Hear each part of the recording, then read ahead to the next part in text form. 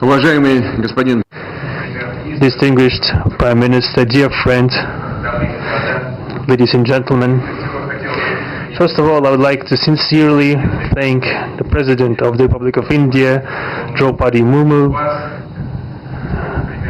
you personally, distinguished Prime Minister, and all our Indian colleagues for the warm and hospitable welcome accorded to the Russian delegation.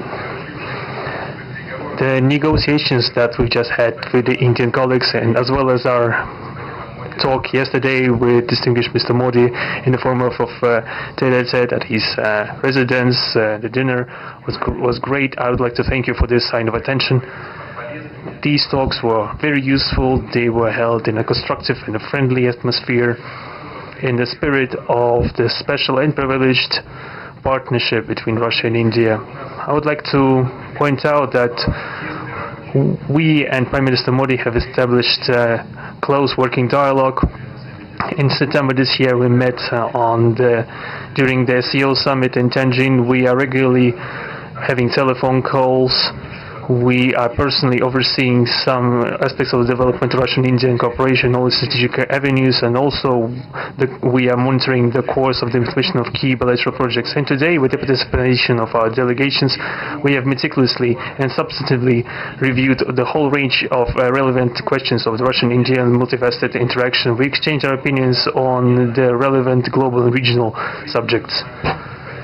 In the joint statement that we've adopted with Mr. Modi, we've delineated the priority objectives on the further reinforcements of our ties in the politics and security, economy, trade, and humanitarian and cultural spheres.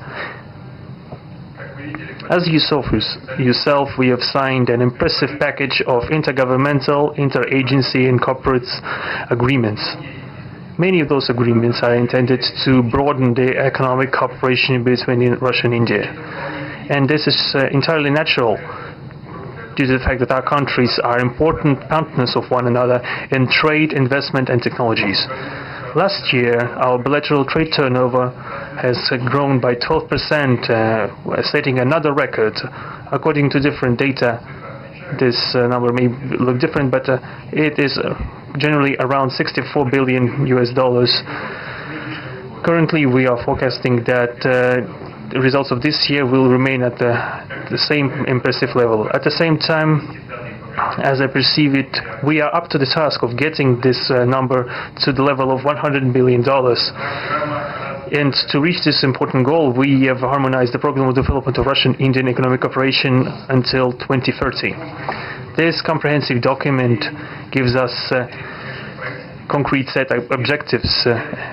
The Intergovernmental Commission, the ministries and different agencies of the economic bloc of both countries have set objectives to remove barriers hampering the goods flows and capitals, the implementation of joint projects and deep technology and innovation cooperation. And distinguished Prime Minister gave us a whole list of challenges that deserve the most attentive focus of our government. We will do that.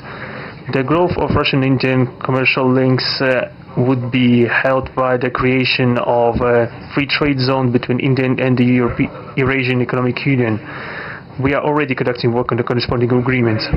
I would like to note with satisfaction that our countries are gradually moving to the use of national currencies in mutual settlements. The share of these national currencies is already 96%. Deals. We have established resilient channels of credit, financial, and interbanking cooperation. Russian economic operators have broadened the sphere of use of Indian rupees, which we receive from the fulfillment of export contracts. Russian rubles are being used to provide loans for large joint projects. We are also seeing successful partnership in energy. Russia is a reliable supplier of oil, gas, coal, and everything that is required for the development of India's energy. We are ready to continue uninterrupted shipments of fuel for the fast-growing Indian economy. Of course, the bilateral interaction in energy does not limit to that. We are also conducting a flagship project to build the largest Indian nuclear power plant, Kudankulam. 2 out of 6 reactor units have been already connected to the energy network, and 4 are still under construction. Getting this nuclear power plant to full power output will give an impressive contribution to the energy requirements of India. It will help supply Indian enterprises and houses with cheap and clean energy. We presume that we could talk about the construction of small modular reactors and floating nuclear power plants, and also non-energy application of nuclear technologies, for example in medicine or agriculture. We are working with our Indian partners to build new, effective international transport logistic routes, including the projects to create an international north-south transport corridor from Russia and Belarus to the Indian Ocean coast. There are large opportunities for bilateral trade due to the broadening of the Trans-Arctic transport corridor infrastructure, including its main artery, the Northern Sea route. There are many other sectors of the economy where Russia and India have garnered positive experience. We are conducting joint initiatives in industry, machine manufacturing, digital technologies, space exploration, and other science-intensive avenues. For example, in accordance with the commercial agreement signed during the visit, there will be a large Russian-Indian pharmaceutical factory built in the Kaluga region in Russia. We will be starting the production of high-quality anti-tumor medicinal drugs using the advanced Indian technology. In that turn, Russian enterprises will be establishing the production of industrial products in the framework of the Make in India program, which is a hallmark project of distinguished Prime Minister Modi. The prospects of the reinforcement of the interaction of Russian-Indian entrepreneurs and business circles are discussed in detail during the ongoing Business Forum in New Delhi. We are going to take part in the plenary session of this event today together with Mr. Modi. The humanitarian cooperation between Russia and India is also of a multifaceted character. Our peoples throughout centuries have been sincerely interested in the traditions, history, and spiritual values of each other.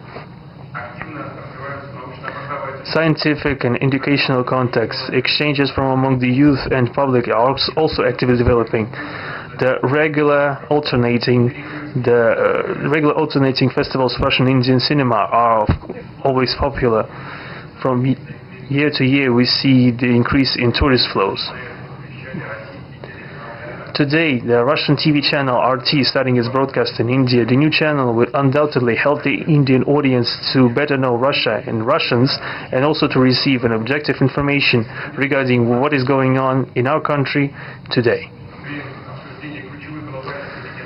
While discussing the key global and regional problems, we have confirmed the consonance between the positions of our countries.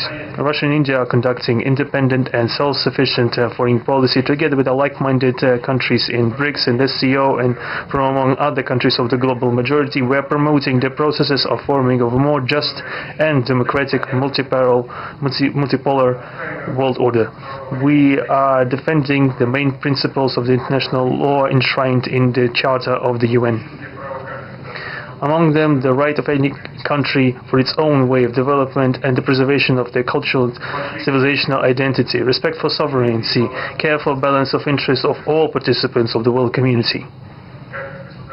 As state founders of the BRICS, Russia and India have done a lot of things, and continue to do more to increase the authority of the organization. As you know, next year India will assume the chairship in the BRICS. We will provide all necessary assistance to our Indian friends in the work on the relevant BRICS agenda. I would like to point out Russia and India are traditionally closely cooperating in the military-technical sphere. Our country, for the last half a century, has been helping to arm and modernize the Indian Army, including the Air Defense Forces, aviation, and the Navy. In general, we are undoubtedly satisfied with the results of the negotiation we just had.